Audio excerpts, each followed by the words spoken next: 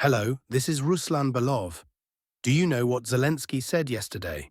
He said that Russia will be obligated to pay reparations to Ukraine, and for a just peace, Russia will have to return all territories taken during the conflict. Now I wonder, what kind of world does this character live in? Clearly not ours. At the same time, yesterday, there were talks in Washington between Putin's special envoy Dmitriev and US officials. They agreed to keep negotiating. In short, nothing surprising, nothing new. The fighting continues, and we continue to analyze the situation at the front. Let's open the map. Today we're going to talk about a powerful column assault launched yesterday by the Russian army. There was some partial success. We'll definitely talk about it. But first, let's cover this section of the front, in the Zaporizhzhia region. You've probably noticed that recently there's been frequent progress here. Although, if you recall, previously we could go weeks without mentioning this area because the front line was static, no movement at all. There was only counter-battery warfare and drone attacks. Now the situation has changed. The day before yesterday, this section of the front, along with the village of Lobkova, came under control, and yesterday an advance was recorded directly in front of Kurakhove. Yes, it wasn't huge, only about 700 meters. But nonetheless, advances are now happening here every day, and it's obvious that preparations for larger-scale actions are underway. These will be aimed in the direction of Zaporizhzhia. As I told you yesterday, the situation in Kupiansk must be resolved first, and that's exactly what's being prepared right now. Only after that will the move towards Zaporizhzhia begin. Now let's talk about the column assault. Sometimes everything goes well, results are achieved with minimal cost. And sometimes you achieve results, but the cost is so high that it's hard to call it a success. Yesterday was exactly that kind of day. And we're talking about this area right here. See this red line? This shows the Russian army's attack route from Andriivka toward Alexeyevka.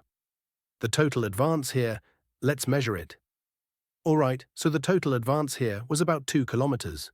More than 10 units of equipment were involved in the attack, including a tank and an armored vehicle. And you might think, that's a clear success. The Russian forces broke through the Ukrainian defense and moved not just a few hundred meters, but 2 full kilometers. But this is exactly the situation where, yes, it was a success. But it came at a high price. You won't see footage of this assault on Russian Telegram channels. I specifically checked major channels before recording this episode, and there's complete silence, for obvious reasons. About 10 units of equipment and nearly 20 soldiers were lost during the attack yesterday. So yes, there is progress, but at a high cost. And that's what they're keeping quiet about. The Ukrainian side published the video yesterday. It shows the price and the heroism behind such advances. And by the way, today we'll also touch on the Kursk region, because there are intense and difficult battles going on there, but also some recorded successes. But first, let's close the topic in the former Kurakhove direction. We've recorded a total advance of 2 kilometers. What will that bring in the end? Very soon, it won't just be recon and sabotage groups entering Alexeyevka. Thanks to this advance, though difficult and costly, a full-scale assault on the village will begin soon. The semi-encirclement around Bohatyr is also continuing to tighten. Ukrainian public channels are traditionally in a panic, and to be honest, not without reason.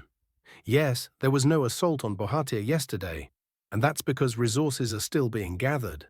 The command is clearly approaching the task of storming such a heavily fortified position with full seriousness. And Bohatyr isn't just a village, it's the last well-fortified position before the Dnipropetrovsk region.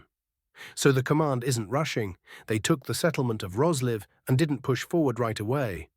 They're preparing for the next stage. At the same time, progress continues on the western flank, where the last and strongest line of Ukrainian defense was broken through, something we discussed in detail yesterday. The advance continues there, meaning the distance between Russian forces and the exit road is shrinking. Meanwhile, the Ukrainian command is delaying what is clearly a necessary decision, to withdraw the garrison from Bohatyr. Even Ukrainian military experts are saying the same. Withdraw or risk encirclement. But I'm more than confident. They're not going to withdraw anyone. The entire garrison, about 1,000 soldiers, will eventually be surrounded. Remember my words, that's exactly what will happen. Now let's move on to this next section of the front. We now analyze this area daily as well, since the advance here is happening on a daily basis. Yesterday, this section near Novoluivka was taken under control. The total area that came under control is about 3.5 square kilometers. And as you can see, one of the main goals of the current advance, namely the connection with the bridgehead near Makivka and the unification of those bridgeheads, has been almost fully achieved. Next will come the clearing of this entire pocket and the push westward. And once the bridgehead becomes large and stable enough to allow for the establishment of forward deployment points and logistics bases, only then will the movement toward Lyman begin directly. That's why we're not seeing an assault on the settlement of Kolodyazi yet, even though our positions are right up against the village outskirts. I saw people asking in the comments, if we're already near Kolodyazi, why is the village not being stormed? That's exactly the reason.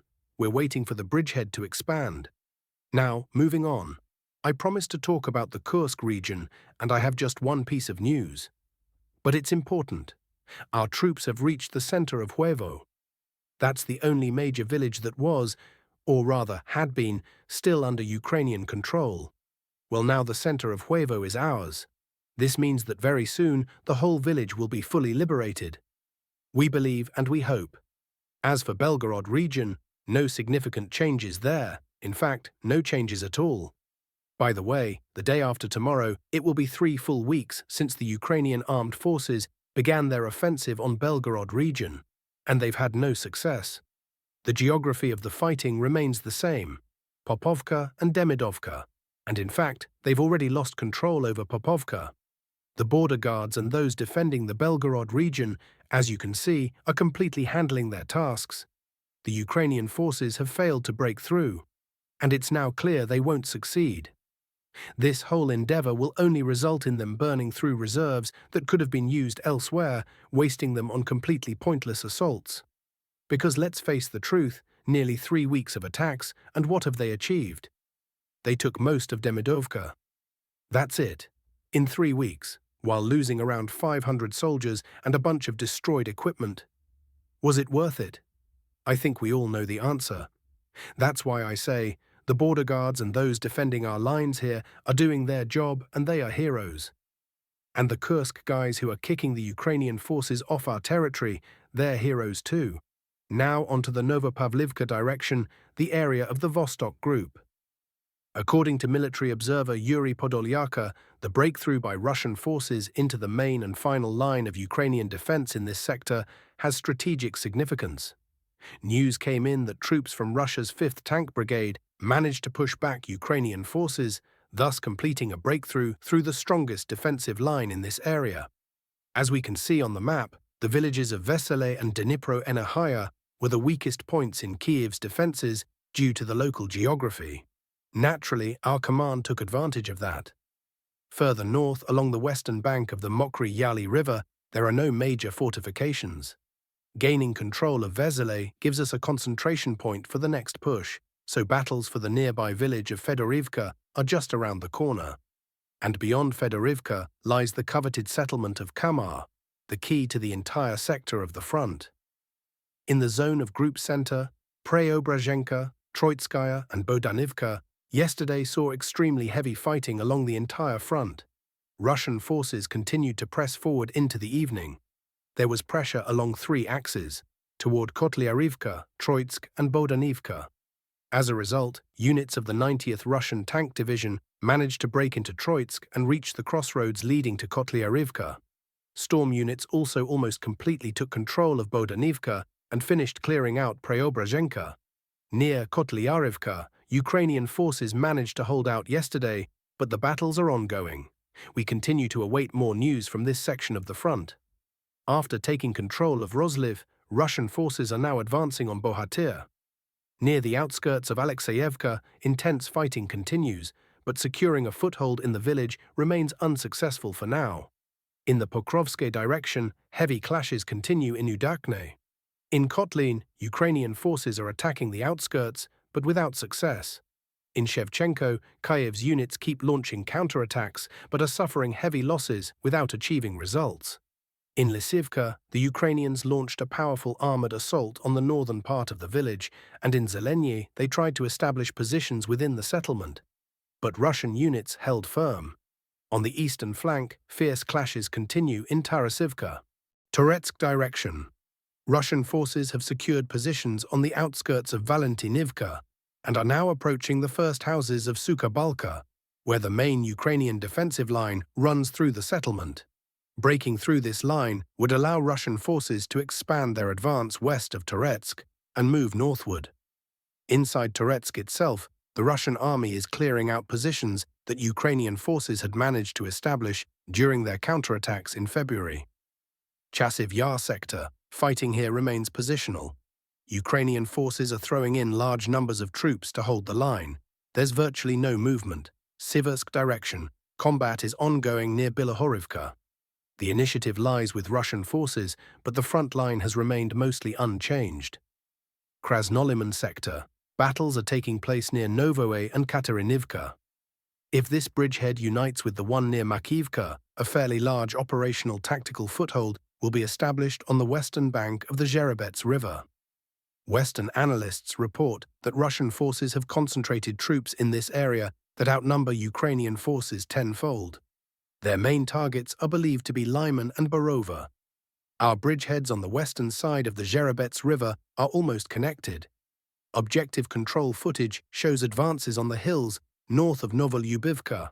Writes Yuri Podolyaka, I believe it won't be long now, as Ukrainian forces clearly won't be able to hold the positions between them for much longer. Kupiansk direction, Russian forces have taken control of up to half of Kondrashivka and are trying to secure positions on the outskirts of nearby Malashapkivka. This is a strategically important cluster of villages. Controlling them would severely weaken the logistics of the Ukrainian garrison in Kupiansk. Further north, attacks continue on Kamenka. Once it's taken, the Russian army will gain a solid and continuous bridgehead where heavy weaponry and armored vehicles can be deployed. Zaporizhzhia front. Reports indicate that Lobkov has come under Russian control. Russian assault troops are now approaching the outskirts of Kamyanske. In the Shcherbaki area, Russian forces have begun pushing northward along the road towards Stepnohirsk. Around 2 kilometers to the north lies the main Ukrainian defensive line. Orakhiv area, Russian forces are targeting Ukrainian logistics and strongpoints, gradually depleting Kyiv's resources. According to operational data, Ukraine is pulling in combat-ready reserves to this sector. That's all I've got for today's update on the front lines. Wishing you a productive day.